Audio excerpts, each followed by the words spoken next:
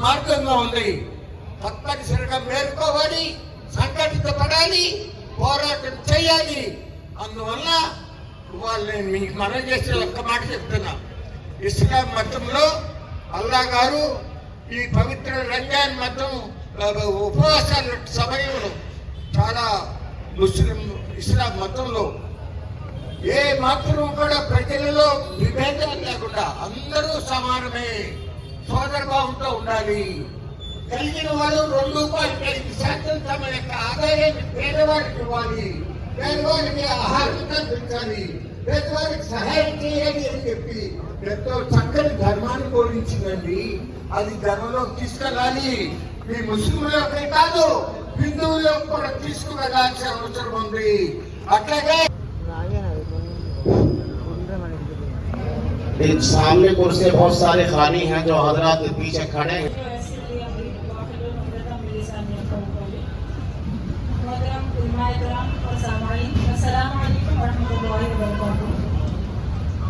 पहले तो मैं सबसे आपको मुबारकबाद देना चाहूँगी। हमले में हर शोबे में, चाहे वो तालीम का मसला हो, चाहे जो है हमारे एम्प्लॉयमेंट का मसला हो, तमाम शोबे हयात में जो है मुसलमानों को जो है बिल्कुल मार्जिनलाइज कर दिया गया है। लेकिन जो है आप देखेंगे कि 2014 के बाद से मुसलसिल मुसलमानों पे जो है टारगेटेड हमले किए जा रहे हैं। ऐसे लॉज बनाए जा रहे हैं जो एक पर्टिकुलर कम्युनिटी को जो हिट करता है।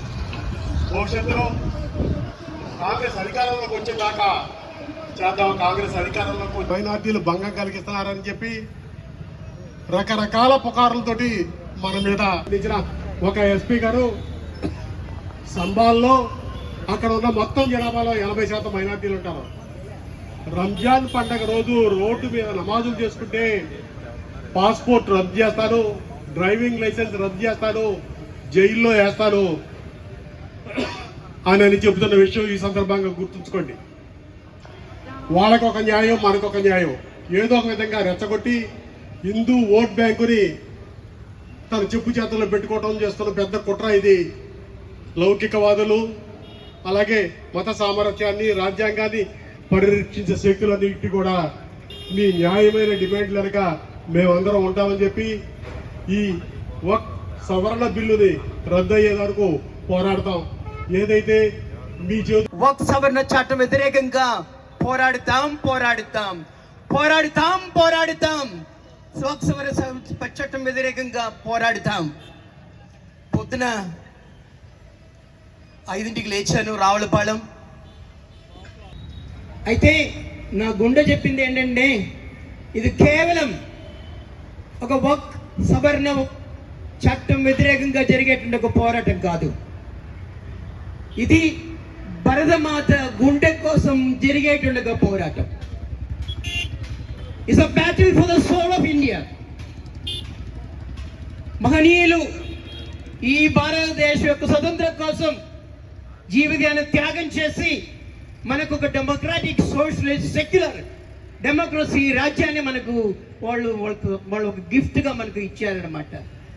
కానీ ఈరోజు చిన్న చిన్నగా కొద్దిగా ఆ హక్కులన్నీ కూడా హరించబడుతున్నాయి.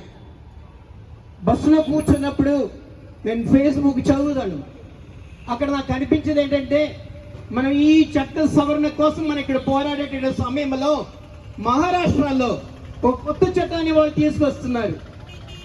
ఆ చట్టం ఏంటి?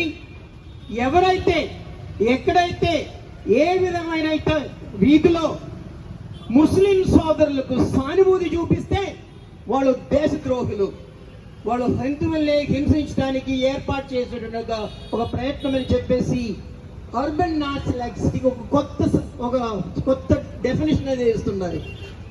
అలాంటి సమయంలోనే మనం ఈ పోరాటం చేస్తున్నాం. విరమించకూడదు, చివరి వరకు మనం నడవాల్సిందే. మేలుకు ఆంధ్రప్రదేశ్ తరపున, క్రైస్తవుల తరపున, క్రైస్తవులు దానికి అధీనంగా ఒక భారతీయుడిగా, భారత పౌరుడుగా ఈ చట్టానికి మేము మా యొక్క మద్దతుని మేము ప్రకటిస్తున్నాము. పోరాడుతాం పోరాడుతాం, మన హక్కుల కోసం పోరాడుతాం. చెప్పండి అందరూ ధైర్యంగా, పోరాడుతాం పోరాడుతాం, మన హక్కుల కోసం పోరాడుతాం. పోరాడుతాం పోరాడుతాం, ఈ దేశం కోసం పోరాడుతాం.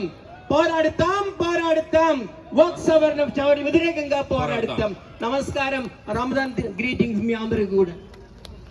जो कुर्सियां लगी हुई हैं, हमारे जो वॉलंटियर्स हैं उन हजरात से गुजारिश करता अगर कुर्सी खाली हो तो पीछे खड़े हजरात को सामने बढ़ा दीजिए और बहुत सी कुर्सियां पर इंतजाम करके रखी कुर्सियां बिछा दीजिए. वॉलंटियर्स हजरात से मेरी गुजारिश है जो इधर उधर साथी हों उनको आगे बढ़ा दीजिए और जो कुर्सियां जमाई हुई उन कुर्सियों को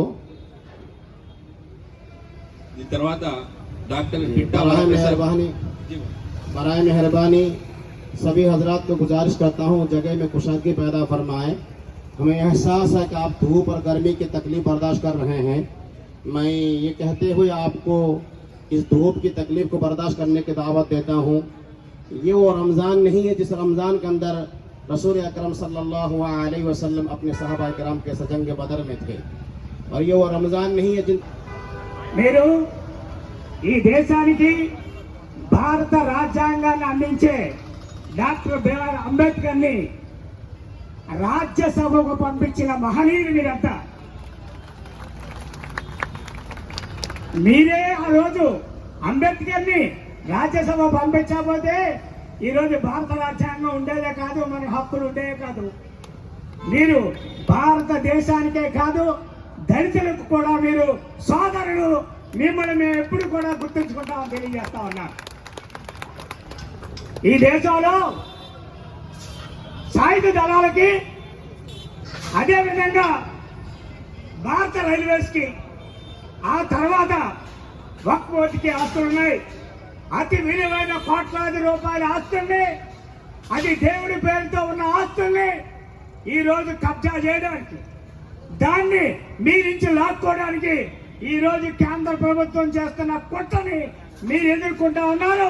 ఈ కుట్రకి ఎదుర్కొని విజయం సాధించే వరకు కూడా అంబేద్కర్ పార్టీ, రిపబ్లికన్ పార్టీ మీకు మద్దతుగా ఉంటుందని, మన యొక్క ఈ బాయి సంబంధం కరకాలం ఉండాలని రిపబ్లికన్ పార్టీని అలాగే అంబేద్కర్ని కూడా మీకు మద్దతుగా ఉంటుందని తెలియజేస్తూ ఈ అవకాశాన్ని ఇచ్చిన పెద్దలందరికీ మరొకసారి సలాం అలైకుం, జై భీమ్, జోహార్ డాక్టర్ బిఆర్ అంబేద్కర్, వర్ధిల్లాలి భారత రాజ్యాంగం, కాపాడుకుంటాం భారత రాజ్యాంగాన్ని, జై భీమ్. ఇచ్చిన వాళ్ళు మాట్లాడిన ఇవన్నీ కూడా మనకి వచ్చినాయి. కాబట్టి ఈ చర్చలన్నీ అయిపోయినాయి. బిల్లు తయారు చేయడానికి ముందు దానికి సంబంధించిన చర్చలు జరగలేదు, పార్లమెంట్లో చర్చ జరగలేదు, తర్వాత జేపీసీ మన అభిప్రాయాలు లెక్క చేయలేదు. ఇవన్నీ అయిపోయినాయి. ఈరోజు ఇది ఒక ఆఖరి పొలికేక అని మీరు అనుకోవాల్సింది ఇది. ఎందుకంటే ఇది పార్లమెంట్లో పెట్టబోతున్నారు కాబట్టి ఇంతకుముందు కూడా జరిగిన ఈ ఆఖరి పొలికేకలో దీనికి ఉన్న ప్రభుత్వాలు ఏదైతే ఉన్నాయో, ఏదైతే గవర్నమెంట్కి సపోర్ట్ ఇచ్చి నిలబెట్టిన రెండు ప్రభుత్వాలు కానీ అక్కడ పాట్నాలో కానీ ఇక్కడ అమరావతిలో కానీ ఈ రెండు చోట్ల కూడా నిరసన తెలుపు. मुस्लिम पर्सनल बोर्ड वक्फ तरमीमी बिल मंजूर नहीं, मंजूर नहीं. वक्फ तरमीमी बिल, वक्फ तरमीमी बिल, वक्फ तरमीमी बिल. एक बार रुक, आप फिर दोबारा आवाज दी जा रही है. हम वक्फ बचाने निकले हैं, आओ हमारे साथ चलो, दस्तूर बचाने निकले हैं, आओ हमारे साथ चलो, हम मुल्क बचाने निकले हैं, आओ हमारे साथ चलो, मस्जिद बचाने निकले हैं, आओ हमारे साथ चलो, मदरसों को बचाने निकले हैं, आओ हमारे साथ चलो, आसार बचाने निकले हैं, आओ हमारे साथ चलो, मेराज बचाने निकले हैं, आओ हमारे साथ चलो, पहचान बचाने निकले हैं, आओ हमारे साथ चलो, इजहार बचाने निकले हैं. आओ हमारे साथ चलो. उसके बाद సోదరులారా, साथी बैठ जाए. భారతదేశంలోని విలువైన భూములు, విలువైనటువంటి అంశాలన్నీ కూడా అదానీలకు, అంబానీలకు కట్టబెట్టేటువంటి కార్యక్రమంలో భాగంగా విమానాశ్రయాలు ఇచ్చేశారు, ఓడరేవులు ఇచ్చేశారు, రైల్వేలు ఇచ్చేశారు. ఇప్పుడు మిగిలి ఉన్నటువంటి వ్యవసాయ భూములు తీసుకునే దానికి ప్రయత్నం చేశారు.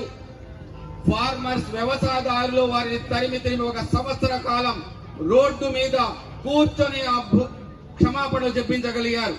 ఇప్పుడు చర్చి భూములు, మనకు తెలుసు కాశీ నాయన గారి యొక్క భూముల్ని కూడా కూలగొట్టేందుకు ప్రయత్నం చేశారు. అట్లాగే చర్చీలకు సంబంధించినటువంటి ఆ భూముల మీద కూడా సర్వే చేయాలని రహస్యంగా ఆంధ్ర రాష్ట్రంలో ఒక సర్కులర్ కూడా జారీ అయింది. తెలిసిన తరువాత మళ్ళా దాన్ని నాలుక ఖర్చుకుని వెనక్కి తీసుకోవడం జరిగింది. అట్లాగే సిక్కు గురుద్వారాల మీద ఈ భూములన్నీ కూడా గుంజుకొని వారి యొక్క అదానీలకు అంబానీలకు కట్టబెట్టి ఈ భూమి మీద ఈ దేశంలో ఉండేటువంటి విలువైన భూములన్నీ కూడా కేవలం ఒక వైపున కార్పొరేట్లకు కట్టబెట్టేటువంటి కార్యక్రమంలో భాగంగా వక్ఫ్ మీద కూడా ఈరోజు తమ మొట్టమొదటి ప్రారంభం ఇక్కడి నుంచి ప్రారంభమైంది. దీన్ని ముస్లిం సమాజం తప్పనిసరిగా త్రిప్పి కొడుతుంది. ఏ విధంగా ఎన్ఆర్సీ ఉద్యమం కేవలం ముస్లింలది కాదో అదే విధంగా ఈ వక్ఫ్ వ్యతిరేక ఈ ఉద్యమం కూడా కేవలం ముస్లింలది కాదు. భారత రాజ్యాంగాన్ని పరిరక్షించేందుకోసం జరుగుతున్నటువంటి పోరాటంలో మొట్టమొదటిసారిగా వెల్ఫేర్ పార్టీ ఆఫ్ ఇండియా ముందుగా ఉంటుంది. ఏప్రిల్ నెల 20వ తేదీ నుంచి 27వ తేదీ వరకు ఒక వారం పాటుగా ఈ వక్ఫ్ వ్యతిరేక వారాన్ని ఈ విషయంలో ఒక ప్రచార ఉద్యమం కూడా నిర్వహిస్తుంది అని తెలియపరుస్తూ ముస్లిం పర్సనల్ లా బోర్డు వారు తీసుకునేటువంటి ప్రతి నిర్ణయానికి కూడా వెల్ఫేర్ పార్టీ ఆఫ్ ఇండియా మద్దతు తెలుపుతూ వారితో భుజం కలిపి నడుస్తుందని సందర్భంగా తెలియజేసుకుంటున్నాను. Welfare greetings to all.